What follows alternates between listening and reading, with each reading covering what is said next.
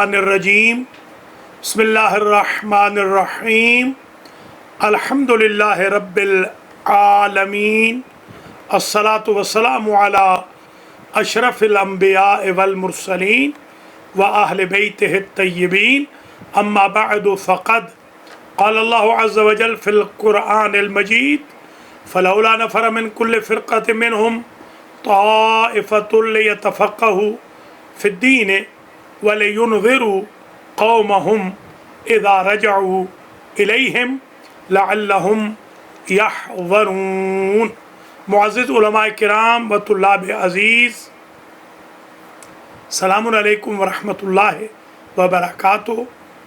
بحث خارج اصول بعنوان تعارف درس خارج نمبر 7 آج آپ کی خدمات عالیہ میں پیش کیا جا رہا ہے۔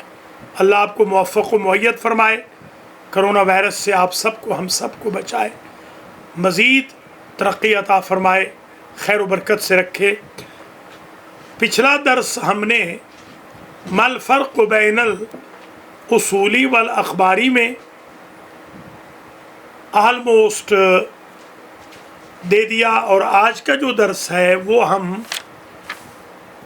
ادلہ اربعہ میں جو اجماع ہے اس کے بارے میں دیں گے، کیونکہ یہ ذرا مس انڈرسٹوڈ ہے، یہ تقریباً زیادہ مفہوم نہیں فہمیدہ۔ لوگ بھی چاہتے ہیں کہ اجماع کا علم ہو کہ اجماع کیا ہے، کتاب سنت عقل، یہ تو معلوم ہے، کتاب حجت ہے، ظواہر کتاب حجت ہے عند الاصولیین، عند الاخباریین وہ ظواہر کتاب کو حجت نہیں جانتے، اسی وجہ سے اصولی ونر ہو گئے، برندہ ہو گئے، جیت گئے اخباریوں پر۔ اسی طریقے سے محکمات کو مانیں گے، متشابہات کو نہیں مانیں گے، یعنی ان کو فالو نہیں کریں گے۔ ماننے سے مراد آیت مانیں گے، ان کے احکام کو آنکھ بند کر کے قابل عمل نہیں لائیں گے۔ حدیث کے بارے میں ما وافق القرآن فخذوہ وما خالف القرآن فضربوہ علی الجدار۔ حدیث کے لیے ہم نے عرض کیا تھا علم الرجال ہے، تفحص ہے، تفتیش ہے، راوی کے بارے میں فحص کریں گے، تحقیق کریں گے، تدقیق کریں گے، راوی نے کن سرکمسٹانسز میں یہ حدیث نقل کی، سلسلہ روایت کیا ہے، منقطع ہوتا ہے یا بالکل متصل ہے، وہ چین آپس میں کنیکٹڈ ہے یا ڈسکنیکٹ ہو جاتی ہے، راوی کسی دربار کا ایجنٹ، اسپائی، جاسوس وغیرہ تو نہیں تھا، پیسے لے کر تو جعل روایت نہیں کر دی، ایسے تو نہیں ہوا کہ معصوم فرما رہے ہوں اور وہ بہرا ہو، ایک آدھ لفظ اس نے سن لیا ہو جب قریب بیٹھا ہو، جب دور چلا گیا ہو تو اس کو کچھ معلوم ہی نہ ہوا ہو، یا وقس علی ھذا باب فعللا و تفعللا۔ یہ بحث ہم کچھ کر چکے ہیں، اور کچھ انشاءاللہ جب ہم متن میں شروع ہو جائیں گے، کفایہ کے مقدمہ سے لے کر تعادل و تراجیح تک جلدین کو جب درس خارج کے طور پر پڑھیں گے تو انشاءاللہ وضاحت آ جائے گی۔ کچھ ہم وضاحت کر بھی چکے ہیں، اور اس سے قبل الموجز میں، تحریر المعالم میں، مرقات الاصول میں، معالم الدین میں، قوانین الاصول میں، اصول الفقہ میں، حلقات اربعہ سید صدر میں، اور الرسائل للشیخ الانصاری شیخنا الاعظم میں، اور الرسائل الجدیدہ شیخنا المشکینی استاذنا المشکینی میں، اور اخند خراسانی کی کفایت الاصول میں، اور تقریرات اعیان الشیعہ میں، مراجع کرام کی تقریرات میں ہم پڑھ چکے ہیں، پڑھا چکے ہیں، سمجھ چکے ہیں، سمجھا چکے ہیں، یا ہمارے کچھ احباب در صدد ہے پڑھا رہے ہیں، سمجھ سمجھا رہے ہیں. تو ہم الحمدللہ کتاب و سنت و عقل کا بتا چکے ہیں کہ کلما حکم بہ العقل حکم بہ الشرع، شریعت عقل سے پیدل احکام کو امپلیمنٹ، نافذ العمل نہیں کراتی. اور اس کی مثالیں بھی آپ کی خدمات عالیہ میں عرض کر چکے ہیں. باقی انشاءاللہ جب متن میں جائیں گے، ایک چیز جو مس انڈرسٹوڈ ہے، موسٹ مس انڈرسٹوڈ، وہ اجماع ہے، اور اس کی ایک خاص وجہ. دیکھیے، اجماع جو ہمارے برادران اہل سنت میں ہے وہ اور چیز ہے. جو اجماع شیعہ میں ہے، اثنا عشریہ میں، وہ اجماع اور ہے. حتیٰ کہ شیعوں کے جو بعض فرق ہیں ان میں بھی تھوڑا بہت اختلاف وجود رکھتا ہے. جیسے زیدیہ فرقہ ہے، کیسانیہ فرقہ ہے، اسماعیلیہ فرق ہے، بہرے ہیں. یہ جو امامیہ کہلاتے ہیں، ان میں صرف کتاب و سنت دلیلین ہیں، ادلہ اربعہ نہیں ہے. یہ ذہن میں رکھ لیجیے. امامیہ، اسماعیلیہ، زیدیہ، کیسانیہ، وہ امامیہ میں آپ بہروں کو بھی شامل کر لیں. یعنی بہرے اور آغا خانی اسماعیلیہ، اور جو خود کو امامیہ کہتے ہیں مگر اثنا عشریہ نہیں ہیں، ان میں زیدیہ بھی ہیں، واقفیہ بھی ہیں. وہ جو فرق ہے ان میں صرف کتاب و سنت بس، نہ عقل ادلہ اربعہ میں ہے اور نہ اجماع. یہ ذہن میں رکھ لیں. اہل سنت میں اجماع ہے، ان کے ہاں عقل نہیں ہے، ان کے ہاں استحسان ہے، ان کے ہاں قیاس ہے، ان کے ہاں سد ذرائع علمی، سد ابواب علمی، یہ ہے ان کے ہاں ادلہ میں. ان کے ادلہ اربعہ نہیں بلکہ ان کے ہاں تقریباً 6-7 ادلہ ان کی بن جاتی ہیں. 6 تو مشہور ہیں. یہ ذہن میں رکھ لیں. ایک مقدماتی ایشو، یہ ایک اہم مسئلہ آپ کے اذہان عالیہ میں محفوظ رہے.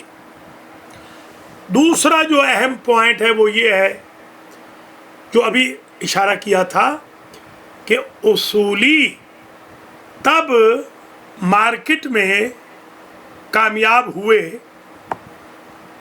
بازار علمی میں جب استرابادی جیسے لوگوں نے حجیت ظواہر قرآن کو امین استرابادی نے رد کر دیا کہ ہم تو مانتے نہیں، انکار کر دیا. اس سے اصولیوں کو تقویت مل گئی. یہ 2 مسائل ذہن میں رکھ لیں. تیسرا، اب آ جائیے اجماع کا. تیسرا ایشو وہی اجماع کا آج لیں گے ہم. اجماع الف جیم میم الف عین، ثلاثی مجرد ہے، جیم میم عین. جامعہ، جمعہ، جامعہ، مجمع، جماعت، جماع، اجماع، یہ سب اسی مادے سے ہیں. اجماع باب افعال سے ہے. اجماع یجمع اجماعاً، اکٹھا کر لینا، کوئی فقیہ اکٹھے کر لے ایک دوسرے کو.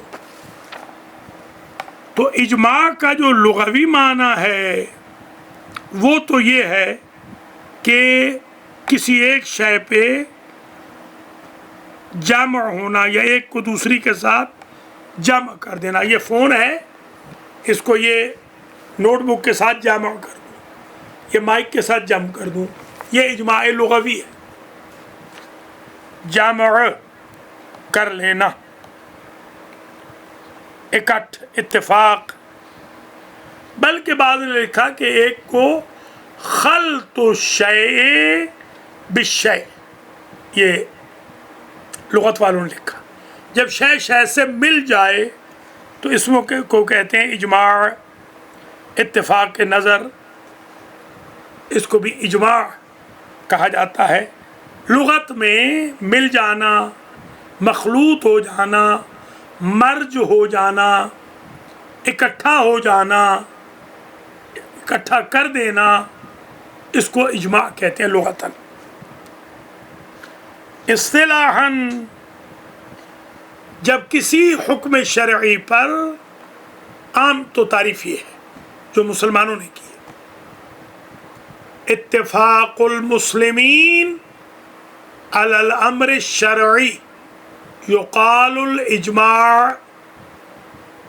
مسلمانوں کا اتفاق ایک امر پر، اس کو کہتے ہیں اجماع. بعض نے یہ لکھا یعنی امت کا، پوری امت کا، اجتماع الامت. بعض نے کہا جو معاشرے کے ارباب حل و عقد ہوتے ہیں وہ کسی شے پہ متفق ہو جائے، اس کو کہیں گے اجماع. جیسے مثلا ایک گاؤں والے جو ارباب حل و عقد ہیں متفق ہو گئے کہ ہمارے گاؤں کی عورتیں ووٹ نہیں دیں گی، یہ اس گاؤں کا اجماع ہو گیا کہ عورتیں ووٹ دینے گھر سے باہر نہیں نکلیں گی. اور جیسے پہلے عرض کیا ہے کہ حکم شرعی پر تمام مسلمانوں کا. اب یہاں ایک سوال پیدا ہوتا ہے، یہ شیعہ سنی مشترکہ ہم بات کر رہے ہیں، بلکہ ہم عامہ کی فی الحال بات کرتے ہیں. جب عامہ یہ کہتے ہیں کہ ساری امت یا سارے علماء جو مسلمانوں کے ہیں وہ متفق ہو جائیں، اصطلاح میں اسے اجماع کہتے ہیں. شرعی اور عرفی جیسے گاؤں والے، قوم والے، قبیلے والے، راحت والے، ارہات والے وغیرہ وہ جمع ہو جائیں. تو اب یہاں ایک سوال پیدا ہوگا کہ آیا وہ جو اجماع ہوگا علماء کا یا امت کا، یہ دو ذہن میں رکھیں، وہ علماء پہلی صدی کے ہوں یا آج کی صدی کے ہوں یا ساری صدیوں کے ہوں، وہ علماء عرب ہوں، عجم ہوں، وہ علماء فقیہ ہوں، غیر فقیہ ہوں، مفتی ہوں، غیر مفتی ہوں وغیرہ. تو بعض نے تو اس میں یہ فرمایا کہ ضروری ہے اجماع کریں وہ علماء جو اہل الحرمین ہوں، اما من مکہ او من مدینہ، مکے اور مدینے والوں کے علاوہ کسی کا اجماع ہمیں قبول نہیں. دوسروں نے کہا کہ لا بد ان یکون المجمعین من اہل مصرین، بصرہ سے ہوں یا کوفہ سے ہوں، بس دمشق کے ہوں گے تو اجماع نہیں ہوگا. بعض نے مکہ و مدینہ والوں کو اجماع کا سینٹر قرار دیا، بعض نے کوفہ اور بصرہ. بعض نے تو اور کم لطفی کی کہ ان کا تعلق شیخین سے ہو، حضرت ابو بکر صاحب سے اور حضرت عمر صاحب سے، ان دو سے ان کا تعلق ہو. اگر ان سے مربوط نہیں اہل اجماع، اصحاب الاجماع، تو لم یتقبل ولیکن یرد، قبول نہیں ہوگا. فلم یقبل، فلا یقبل، فلن یقبل. بعض نے کہا کہ ان کا تعلق اصحاب اجماع کا خلفائے اربعہ سے ہو، حضرت عثمان صاحب کو بھی، حضرت علی علیہ السلام کو بھی انہوں نے شامل کر لیا۔ اچھا، اجماع ہے کیا؟ دراصل احکام شرعی کے استنباط کے لیے ادلہ اربعہ عند الامامیہ عند الشیعہ، امامیہ جب ہم کہیں گے عموماً امامیہ یہ ہے، ان کو ہم جب امامیہ ہم کہتے ہیں تو اثنا عشری مراد ہے، ویسے معروف ہیں امامیہ وہ اسماعیلی بھی، مگر عندنا الامامیہ، ہم عندنا یا عند الامامیہ کہیں تو ہم اثنا عشری مراد ہیں عموماً اغلباً۔ گویا یہ اجماع عند الشیعہ عند الامامیہ عندنا منابع اربعہ میں سے، ادلہ بلکہ یوں کہیں ادلہ اربعہ میں سے ایک دلیل ہے، قرآن و سنت و عقل و اجماع۔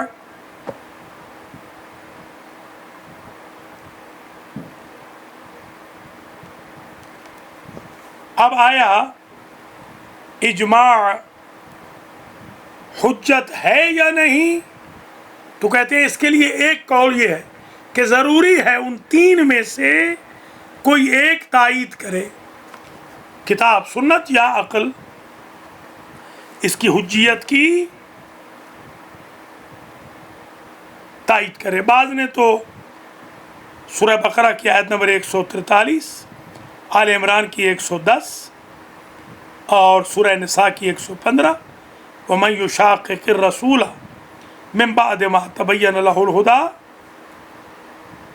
وَيَتَّبِعْ غَيْرَ سَبِيلِ الْمُؤْمِنِينَ نُوَلِّهِ مَا تَوَلَّىٰ، اس آیت کو وَكَذَلِكَ جَعَلْنَاكُمْ أُمَّةً وَسَطًا لِتَكُونُوا شُهَدَاءَ عَلَى النَّاسِ وَيَكُونَ الرَّسُولُ عَلَيْكُمْ شَهِيدًا وَمَن يَتَّبِعِ الرَّسُولَ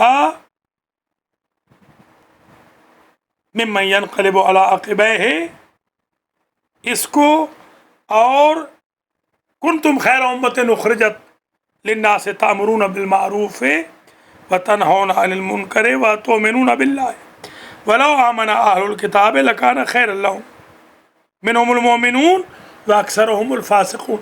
ان تین آیتوں کو دلیل قرار دیا ہے کہ یہ اجماع پر حجیت کی دلیل ہے من الکتاب، اور بعض نے کہا ہے کہ فی ہا خدشتن، یہ قبول نہیں ہے۔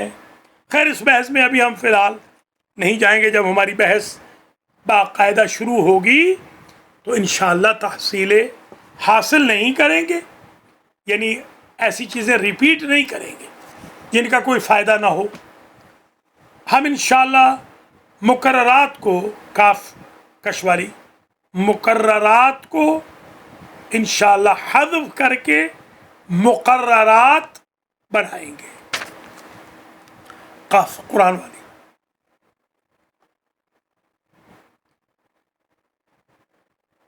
سوال، هل يعتبر الاجماع عند الامامیت بلا شرط او هو مشروط وبأي شرط مشروط؟ آیا جماع کو آنکھ بند کر کے امامیہ قبول کر لیتے ہیں یا اس میں کوئی شرط ہے؟ تو اس مسئلے کو حل کرنے کے لیے ہمیں اجماع کی پہلے تو 10 قسمیں بیان کرنی ہوں گی، پہلے وہ سمجھ لیں۔ اجماع کی پہلی قسم ہے الاجماع المحصل، حاصل شدہ، جسے فقیہ، علماء و فقہاء و مجتہدین، اعیان الشیعہ کے اقوال کو جمع کرنے کے بعد ایک نظریہ اخذ کرے، یہ حاصل کیا گیا ہے ان آراء سے اس مجتہد کی طرف سے. دوسری قسم الاجماع المنقول. اجماع منقول یہ ہے خود فقیہ نے نہیں اخذ کیا، کسی ایک یا دو فقہا کا نقل اس تک پہنچا ہے، اسی پر اعتبار کر لیا. الاجماع البسیط تیسری قسم، کہ یہ اجماع بسیط ہے کہ فتویٰ صادر ہو گیا، ایک فتویٰ، جیسے مثلا غیر معقول اللحم، حیوان کا مدفوع نجسون، یہ بسیط ہو گیا. نمبر 4 الاجماع المرکب، 2-3 نظریات 4-5 نظریات ملے تو ایک نتیجہ نکلا ترکب سے، مکسچر سے. جیسے مثلا بعض نے کہا یہ شے حرام ہے، بعض نے کہا مکروہ ہے. مثلا شرب توتون، میرزا شرازی نے فرمایا حرام ہے، معظم الفقہا، جل الفقہا فرماتے ہیں مکروہ ہے. اس سے ایک چیز واضح ہو گئی کہ مستحب نہیں ہے. تمباکو نوشی قدر متیقن ہے کہ مستحب نہیں، یہ اجماع مرکب. بالعکس بھی اسی طریقے سے. نمبر 5 الاجماع التعبدی. لا نعلم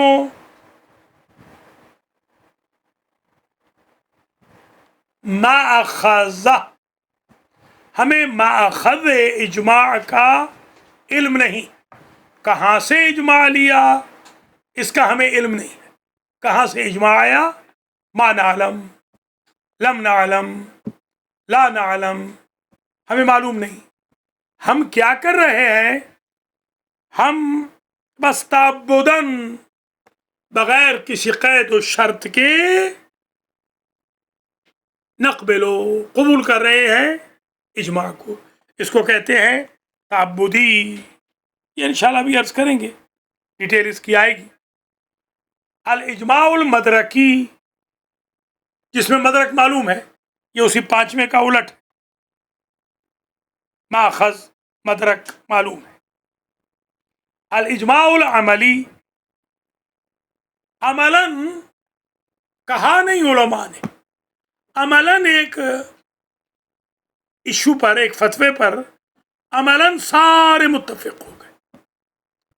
فتویٰ یہ نہیں کہا کہ اس پہ اجماع ہے، عملی طور پہ پریکٹسنگ میں ہم نے دیکھا پریکٹیکلی سارے علماء ایک چیز پر مثلاً متفق ہو گئے.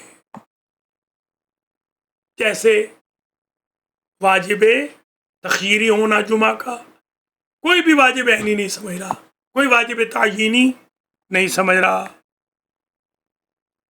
اس کو اجماع عملی. استصحاب حالت سابقہ بعض ابواب الفقہ میں. 8واں یہ ہے کہ سارے مجتہد کسی ایک حکم شرعی پر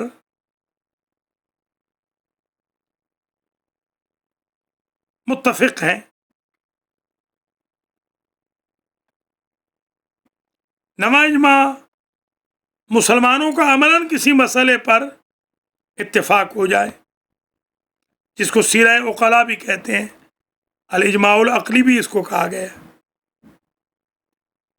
الاجماع القطعی، قطع و یقین تک پہنچ جائے، حدس و گمان سے نہیں، ادلہ اربعہ میں سے کوئی تائید کرے تو اس کو کہتے ہیں الاجماع القطعی. یہ قطعی اجماع ہے.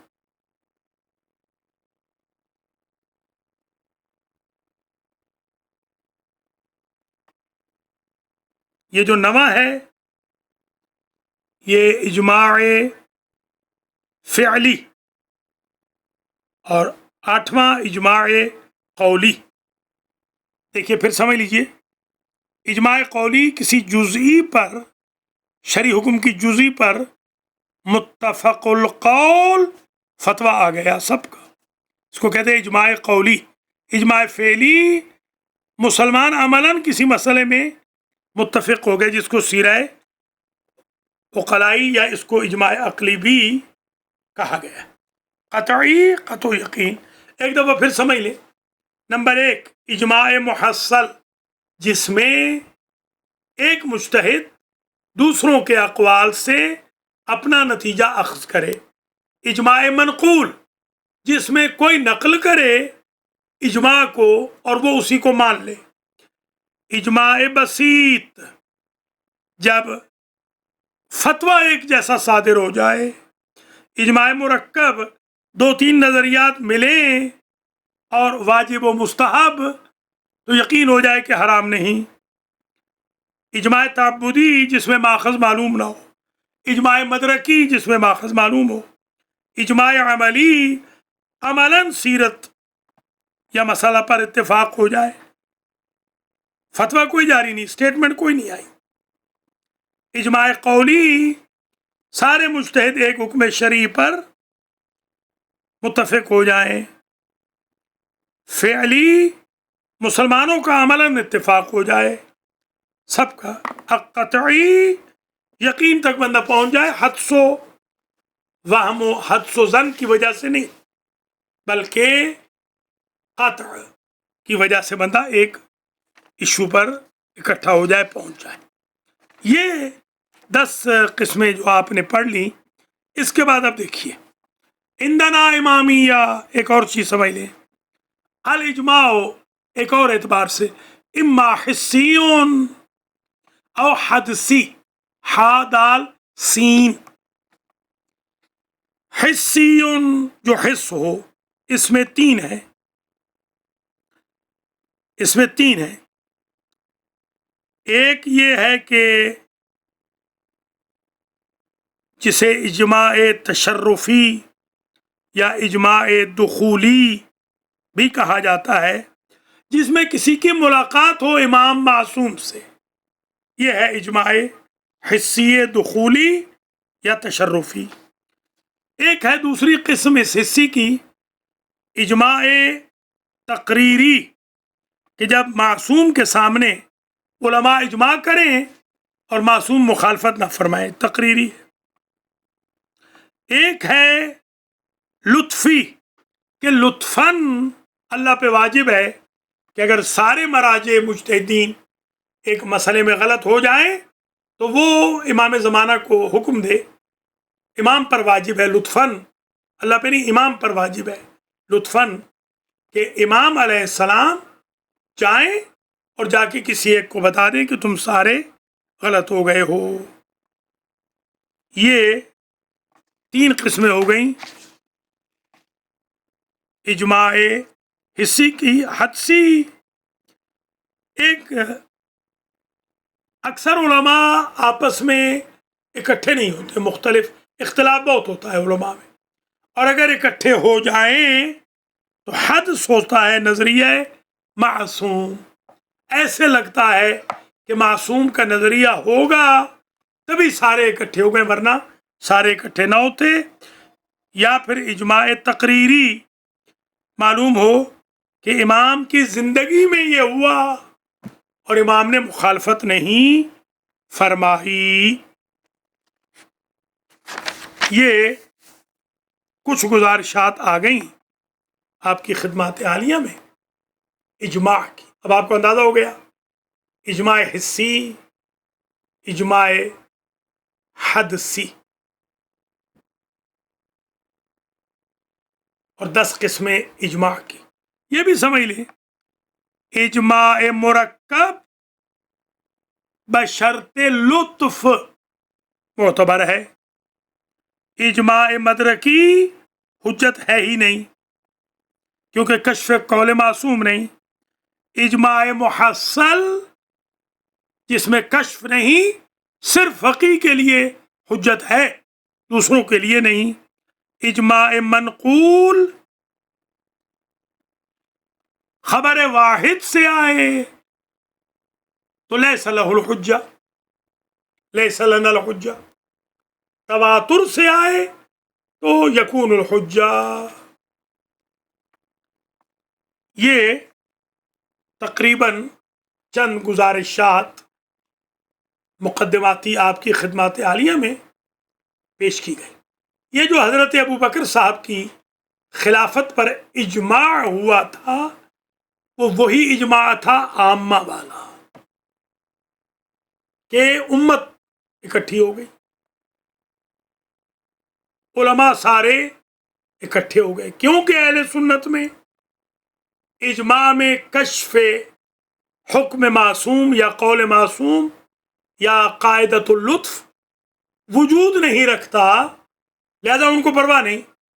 ساری امت، بے شک ساری امت گناہگار جمع ہو جائے ایک چیز پر، یعتبر عندہم ولیس الاعتبار عندنا الا بکشف قول المعصوم اور فعل المعصوم اور تقریر المعصوم۔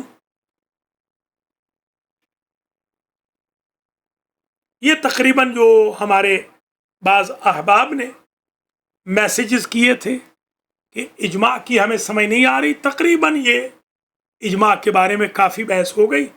کچھ اصحاب اجماع عند الامامیہ کا ہم ذکر کر دیتے ہیں، نام لے لیتے ہیں۔ امام محمد باقر علیہ السلام کے دور میں 6 اصحاب الاجماع تھے، یعنی 6 کا قول اگر اکٹھا ہو جاتا تو معروف یہ تھا کہ وہ قول الامام ہے۔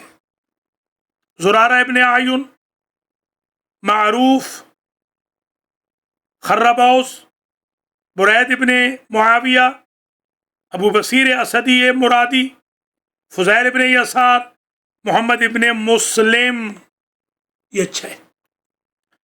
امام صادق کے دور میں جمیل ابن دراج، عبداللہ ابن مسکان، عبداللہ ابن بکیر، حماد ابن عثمان، حماد ابن عیسیٰ اور رمان ابن عثمان، 6۔ امام موسیٰ کاظم، امام جواد، امام رضا کے دور میں یونس ابن عبد الرحمن، صفوان ابن یحییٰ، ابن ابی عمیر یا ابن ابی عمر، عبداللہ، حسین ابن محبوب، ابن علی، ابن فضالہ ابن ایوب، وہ عبداللہ ابن جنید، عثمان ابن عیسیٰ، احمد ابن ابی نصیر بزنتی۔ یہ مقاسم میں اس کا کافی حد تک ذکر آتا ہے بزنتی کا۔ معزز علماء و طلاب عزیز، تقریباً آج کی بحث جلدی اختتام پذیر ہو گئی بحمداللہ۔ ہم کافی مسائل کو حل کر چکے اور بہت جلدی حل ہو گئے۔ آج اجماع کے مسائل میں اجماع کی بابت آپ کو اب اندازہ ہو گیا ہے کہ کون سا اجماع صرف اجماع محصل یا منقول یا مرکب ہونا کافی نہیں ہے۔ ہمارے ہاں وہ اجماع قابل قبول ہے جس میں کشف قول معصوم ہو، حسن اور حدسن۔ حدس یعنی گمان کے تھرو، حس یعنی معلوم ہو جائے سینس سے۔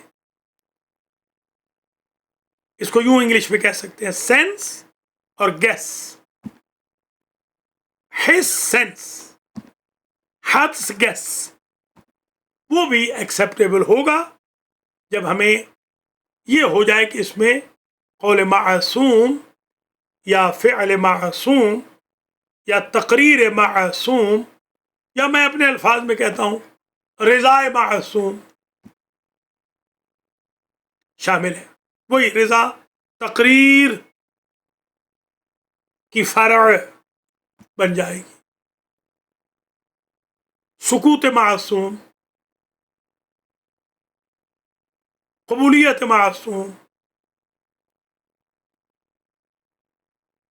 خاموش ہو جائیں معصوم کسی کے ایکشن کو دیکھ کر، تو یہی خود کشف معصوم ہو جائے گا۔ اور لطف کا قاعدہ آپ نے سمجھ لیا، ہمیں کہا جاتا ہے ہم لطفی ہیں، ایک لطفی اور غیر لطفی۔ بعض اصولیین ایکسٹریملی لطف الہی کے قائل ہیں کہ لطفاً امام زمانہ پہ واجب ہے کہ وہ اگر غلط ہو رہا ہے کچھ 100% تو وہ تشریف لے آئیں اور اسے درست فرما دیں۔ کشف میں ضروری نہیں ہے وہ لطف ہو، یہ لطف الگ ہے، کشف الگ ہے۔ تو اجماع ہمارے نزدیک وہ معتبر ہوگا جس میں کشف قول معصوم، فعل معصوم، تقریر معصوم، رضائے معصوم، سکوت معصوم، اطمینان معصوم، معصوم سیٹسفائی ہوں، پہلے وہ نہ بولیں، جیسے بالکل یوں کہ جیسے مختار نے جو انتقام لیا امام زین العابدین علیہ السلام کا، سکوت، رضا، تقریر تعیین کر رہی ہے کہ ان کا نہ بولنا اس کی دلیل ہے کہ اگر انتقام جائز نہ ہوتا تو اتنے سینسٹیو ایشو پر امام خاموش نہ رہے ہوتے۔ محمد حنفیہ نے جا کے بتا دیا ہوتا۔ یہ گویا اہم ایشو آج تقریباً ہم نے سخت گرمی کے موسم میں ٹھنڈا شربت پینے کی طرح حل کر دیا۔ انشاءاللہ نیسر الاصول و نیسر الفقہ، کہ ہم کہہ سکیں یسرنا الاصول و یسرنا الفقہ انشاءاللہ۔ اللہ کریم آپ حضرات کو موفق و مؤید فرمائے، اللہ آپ کی توفیقات عالیہ میں اضافہ فرمائے، مجھے بھی آپ کو بھی توفیق دے کہ ہم مزید محنت کے ساتھ ان اہم ایشوز کو سمجھیں۔ اصول کی 3 بحثیں اور باقی رہ گئی ہیں، مقدمۃ الخارج ختم ہو جائے گا، تعارف اصول، پھر ہم انشاءاللہ کفایہ میں شروع ہو جائیں گے، اور فقہ کے بھی 4 دروس باقی ہیں، کل ہو جائے گا، کل کے بعد 3 انشاءاللہ۔ تو یہ محرم سے پہلے کوشش کریں گے کہ 6 کے 6 دروس ہو جائیں مکمل، تاکہ مقدمۃ الخارج کی کتاب قم اور نجف میں شائع ہو جائے۔ آپ حضرات و خواتین کا بے حد شکریہ، آپ کے لیے ڈھیر ساری دعاؤں کے ساتھ دعاؤں کا طالب ہوں۔ السلام علیکم ورحمۃ اللہ وبرکاتہ۔ خدا حافظ۔